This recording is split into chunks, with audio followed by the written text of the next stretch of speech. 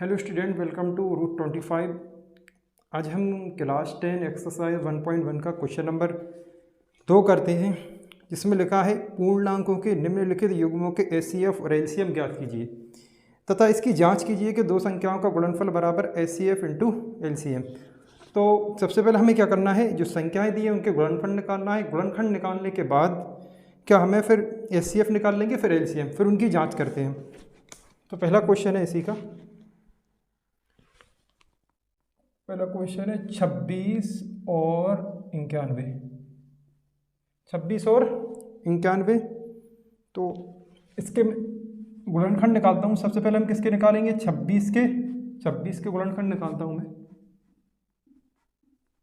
Last में क्या है, सम संख्या है। सम संख्या से तो आप तो 2 से ही जानते हैं, सम संख्या है तो 2 एकम 2, 2 तिया 6। लास्ट में विषम संख्या है और वैसे भी 13 क्या है, अभाज्य संख्या है। अभाज्य संख्या का मतलब क्या हुआ है, जो अभाज्य संख्या किसी के पहाड़े में ना आए, ठीक है ना। 13 किसी के ना, 13 में ना ही भाग जा सकता है, दूसरी संख्या से सिर्फ 13 ही जा सकता है, तो अभाज्य संख्या है वो। तो 13 एकम 13 कर देंगे, क्या हुआ 2 × 13। अब है 91। 91 का भी गुणनखंड निकालते हैं। लास्ट में क्या है, विषम संख्या है। तो विषम संख्या का सबसे छोटा पड़ा 3। 3 से तो जाएगा नहीं, 3 एकम 3 और 3 के पाड़े में 1 नहीं आएगा, और 5 से भी नहीं जाएगा। 5 से क्यों नहीं जाएगा, क्योंकि 5 के लास्ट में या तो 0 आता है या 5 आता है। तो फिर हम किससे करते हैं, 7 से। 7 एकम 7, 2 बचा है 21 बन गया, 7 तिया 21 और फिर से 13 एकम 13। तो ये हो गया 7 × 13। अब ये तो हो गए गुणनखंड। अब हम निकालेंगे एचसीएफ। एचसीएफ में कॉमन लेते हैं और एलसीएम में कॉमन तो लेते हैं और बची हुई संख्या को भी लिख लेंगे। कैसे देखते हैं हम, एचसीएफ बराबर, दोनों में कॉमन क्या है 13, कॉमन बोले तो दोनों में ऊपर भी संख्या है नीचे भी संख्या है। फिर लेते हैं एलसीएम। एलसीएम में क्या करेंगे, पहले मैं कॉमन वाली संख्या को लिख लूँगा, उसके बाद बचा क्या है 2 × 17।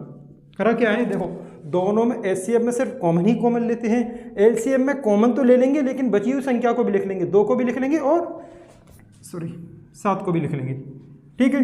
उसके बाद इनका आपस में गुणा कर देंगे हम। 13 दूनी 26, 26 का 7 में गुणा करेंगे,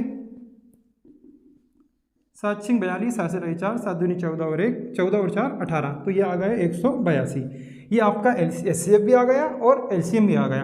अब हम करते हैं जाँच, और जांच किससे होगी, ये क्वेश्चन में है, दो संख्याओं का गुणनफल बराबर एचसीएफ इंटू एलसीएम।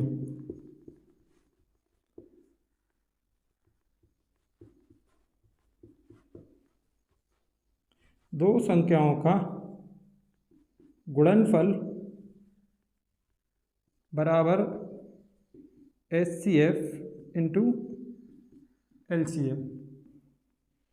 अब देखिए दो संख्याएं क्या है, वो इस सवाल में जो है ना 26 और 91, यही दो संख्याएं हैं हमारी, 26 और 91। बीच में इंटू का निशान लगा देंगे, गुणनफल बोलना है तो। एचसीएफ का आंसर हमारा कितना आया हुआ है 13, और एलसीएम का आंसर है हमारा 182। अब देखिए जिस साइड से आपको ज़्यादा आसान लगे उस साइड पहले गुणा कर लीजिएगा। तो 13 का मैं 182 में पहले कर रहा हूँ। तो 13 दूनी 26, हासिल आएगी 2, 13 8 104 और 2 106, हासिल आएगी 10, 13 एकम 13 और 10 23। ये मैंने 23 66, 13 182 का गुणा किया तो 23 66 आ गया।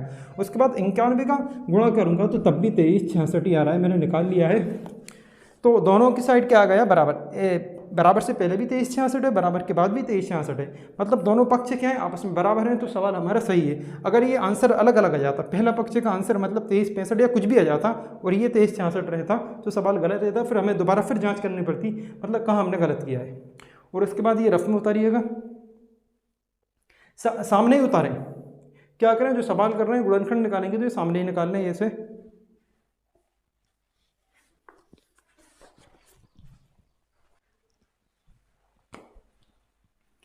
चलिए 510 और 92 के गुणनखंड फिर से निकालते हैं हम। अगला सवाल है दूसरा, तो ये होगा 510 के गुणनखंड निकालता हूँ मैं।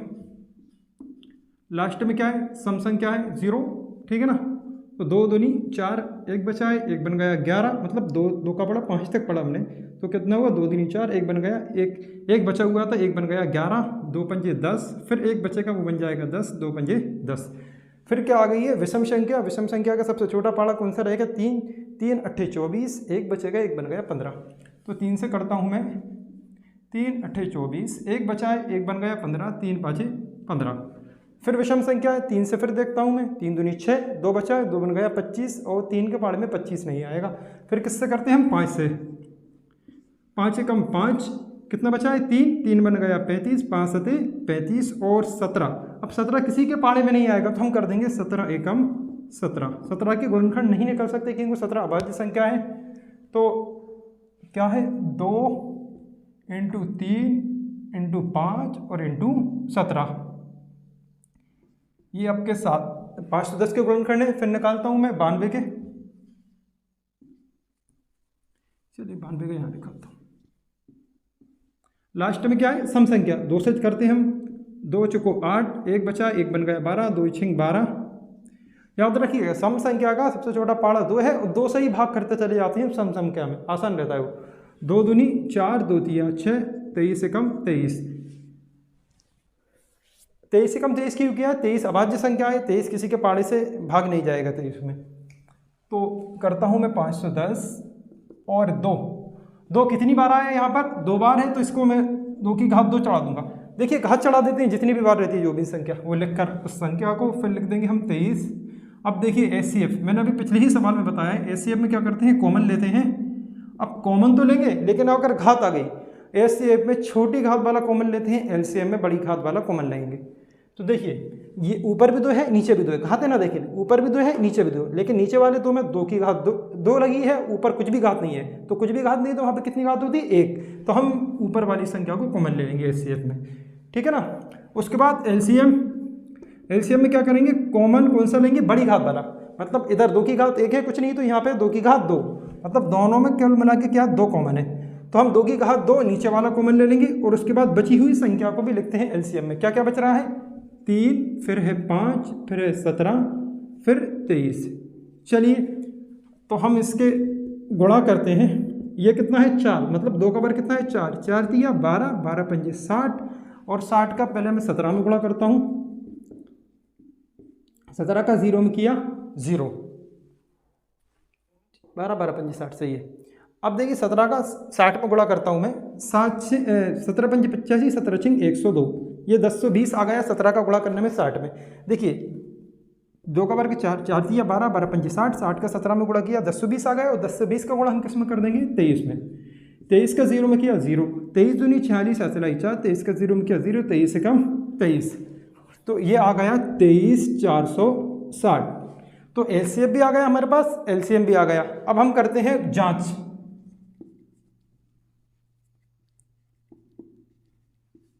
जांच का फार्मूला क्या रहेगा? 2, वो प्रश्न में भी लिखा हुआ है लेकिन इसको याद भी रखें क्योंकि आगे काम में भी आने वाला है। 2 संख्याओं का गुणनफल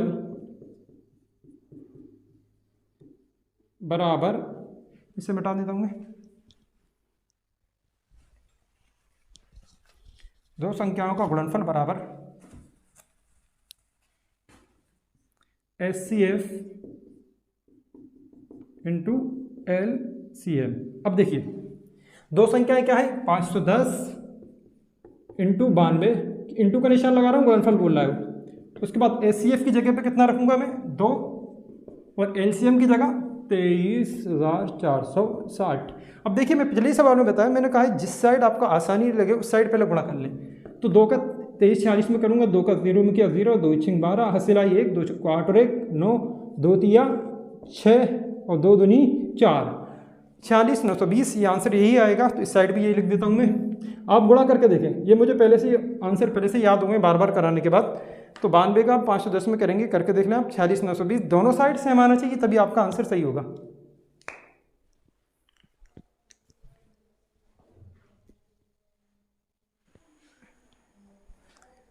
चलिए तीसरा क्वेश्चन देखते हैं। क्या लिखा है? 336 और 54। तो हम 336 के गुणनखंड निकालेंगे। 336 के गुणनखंड, लास्ट में क्या है? 336 की सम संख्या है। तो 336 के गुणनखंड निकालता हूँ 2 से। 2 एकम 2, 2 का पड़ा 3 तक पड़ा, 2 एकम 2, एक बचा है, एक बन गया 13। एक जहाँ से बचेगा वो कितना बन जाएगा? 13। 2 छिंग 12, एक बचा, एक बन गया 16, 2 अठे 16। फिर सम संख्या 2 अट्ठे 16, 2 चौको 8। फिर 2 से जाने, सम संख्या 2 से ही जाने दें आप तो। 2 चौको 8, 2 दूनी 4, फिर 2 2 दूनी 4, 2 एकम 2। कितनी विषम संख्या आ गई? तो विषम संख्या 3 से जाते हैं, 3 7 21 और 7 एकम 7। तो इसके गुणनखंड निकले। देखो 2 कितनी बार है? 1 2 3 4।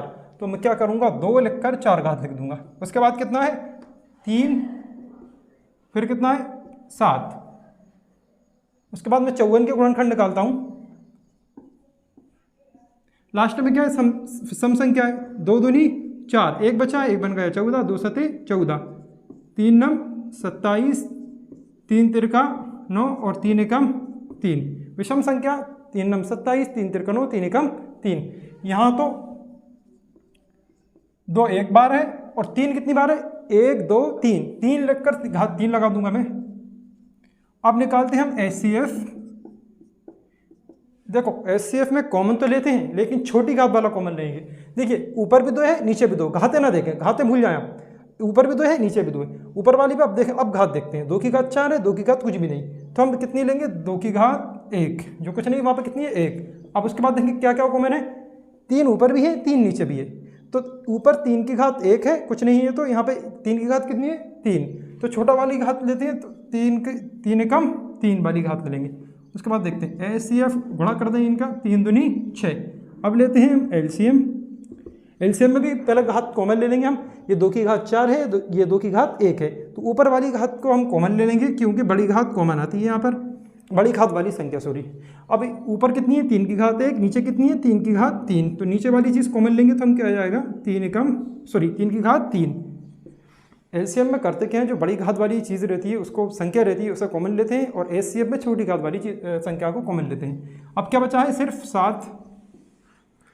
चलिए 2 की घात 4 का मतलब क्या है? 2 दूनी 4, 4 दूनी 8, 8 दूनी 16, 8 दूनी 2 दूनी 4, 4 दूनी 8, 8 दूनी 16, और 3 की घात 3 का मतलब कितना है? 3 तिरका 9, 9 तिया 27। तो हम क्या करेंगे? 16 का और 27 का गुणा कर देंगे।